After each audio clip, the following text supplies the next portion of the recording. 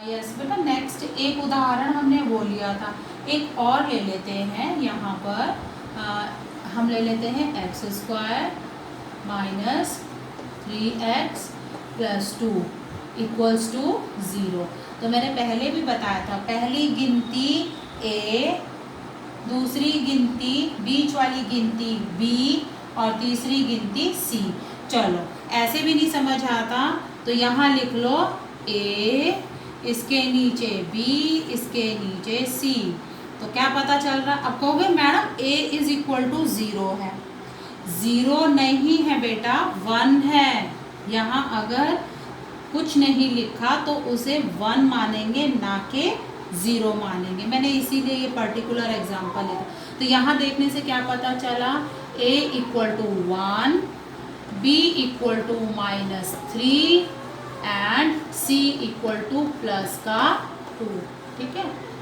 और b square minus 4ac हम हर बार मैंने क्या बताया था? देखो थर्ड चैप्टर का कोई भी सवाल आए तो थर्ड चैप्टर में क्या था? हमारे पास 2 लाइंस थी और हमने उनमें क्या की थी? रेशो लिख लेनी थी। मतलब वो एक काम सब बच्चों को आए।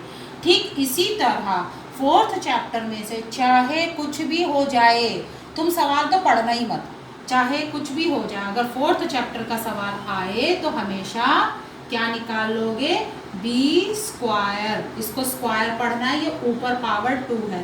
बी स्क्वायर माइनस 4ac ये निकालोगे। ठीक है।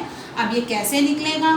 कैसे निकलेगा? हमें वैल्यू अक्षर, ये पहला अक्षर है, यहाँ पर इस अक्षर बी अक्षर की जगह नंबर रखना है -3 और उसके सर के ऊपर कौन बैठा है? 2 बैठा है। यहाँ उसकी पावर 2 लगा दी। फिर -4, माइनस किसका निशान है? मैथ का। 4 भी किसका है? मैथ का। ये इंग्लिश का आ गया a, तो इस इंग्लिश के a की जगह क्या लिखेंगे? 1। और लास्ट में c, ये भी इंग्लिश का है, इसकी जगह क्या लिखेंगे? +2 या सिंपली 2। कोई ज़रूरी नहीं है हम प्लस ही लिखें। तो ये कितना आया? 3 -3 को देखो 2 बार गुणा किया, -3 मल्टीप्लाई -3, तो माइनस माइनस बन गए +9। ये हो गया 9। ठीक है। और 4 1 4 2 8 -8। तो 9 में से जब 8 माइनस करेंगे उत्तर आया 1। ठीक है। ये दूसरा उदाहरण हो गया। तो अब हम एक तीसरा एग्जाम्पल और ले रहे हैं। y square -6 is equal to 0। y square -6 is equal to 0। तो यहाँ पर अब कहोगे कि हाँ मैडम अब बताओ a b c की वैल्यू क्या है? a is equal to 1, again 1 हो गया।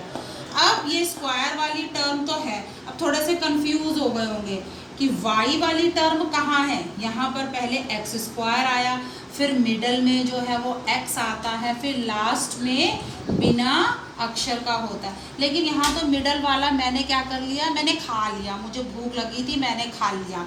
तो क्या होगा?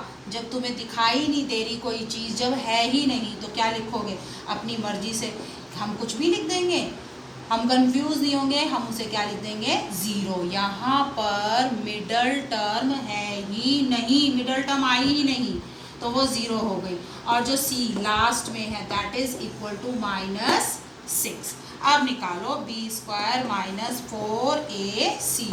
तो b स्क्वायर की जगह क्या लिखेंगे? b की जगह लिखेंगे 0, उसके ऊपर 2 -4 मल्टीप्लाई a की जगह कितना आएगा? 1 और c की जगह आ गया -6।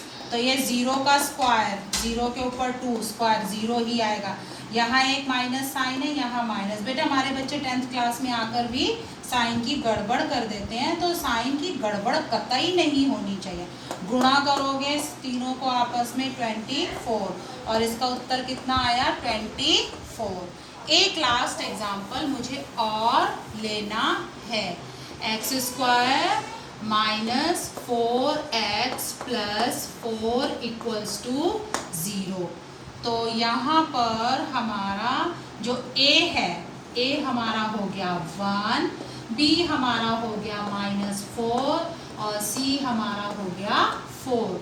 और अब मैं फटाफट से कर रही हूँ बी स्क्वायर माइनस 4ac, -4 के ऊपर 2 -4 गुणा 1 गुणा 4, तो ये 4 4 दा -4 को -4 से करेंगे प्लस का 16 आएगा। बेटा माइनस नहीं आता स्क्वायर करने से, यहाँ माइनस आएगा क्योंकि कट नहीं रहा, माइनस माइनस प्लस तो नहीं हो रहा, यहाँ तो एक अकेला माइनस है। 4 4 दा 16, 16 माइनस 16 कट गए, उत्तर कितना आया 0। तो कुछ में हमने जो पहला इससे पहले वाली वीडियो में था वहाँ पर हमारा बी स्क्वायर माइनस 4ac क्या आया था, एक दफ़ा हमारा जो पहला वाला था B square minus 4ac minus में आया था, माइनस संख्या आई थी।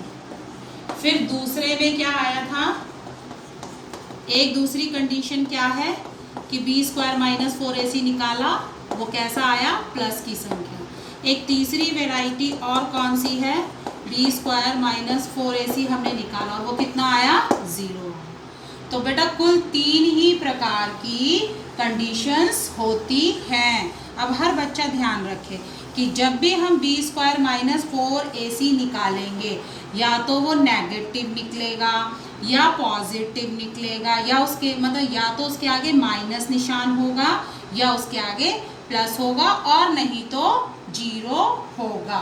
तो अल्टीमेटली अब जो पूरा सार है बस उसे समझ लो, अच्छे से समझ लो कि 3 प्रकार की वैरायटी होती हैं, 3 प्रकार के हमारे कंडीशंस होती हैं, यानी हम 3 प्रकार की स्थितियां होंगी हमारे सामने, बस 3 ही नौबत आएंगी। अब वो नौबत क्या है, पहली नौबत क्या है, बी स्क्वायर माइनस 4ac क्या आए, प्लस आए।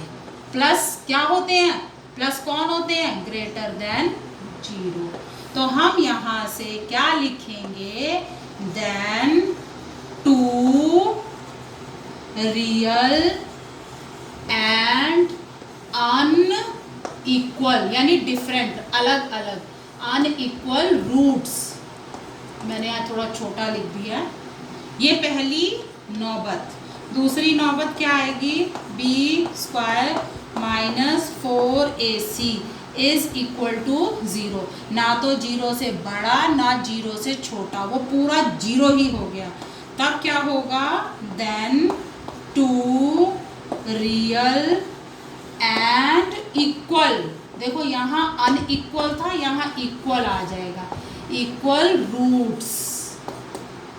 और तीसरी नौबत क्या आई कि जब b square minus 4ac is less than 0 या नेगेटिव संख्या, या तो हम इसे नेगेटिव कह लें, नेगेटिव कौन होते हैं, जो लेस देन 0 होते हैं।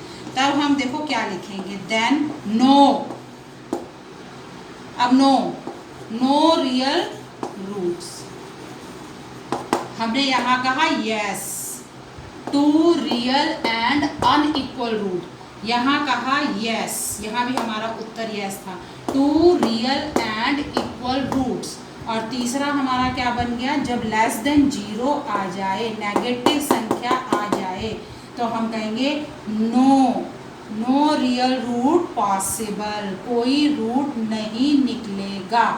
यहाँ हम क्या कह रहे हैं, कोई रूट नहीं निकलेगा, तो उसे निकालना ही नहीं है। यहाँ हम कह रहे हैं कि रूट निकलेगा, यहाँ पर भी हम कह रहे हैं रूट निकलेगा, तो उसे क्या करना है, उसे हमें निकालना आना चाहिए। ठीक है, तो 2 कंडीशन जब होंगी तो हम रूट निकालेंगे, और कैसे निकाला जाता है उसके 3 प्रकार होते हैं, वो हम नेक्स्ट वीडियो में या नेक्स्ट सेशन में देखेंगे।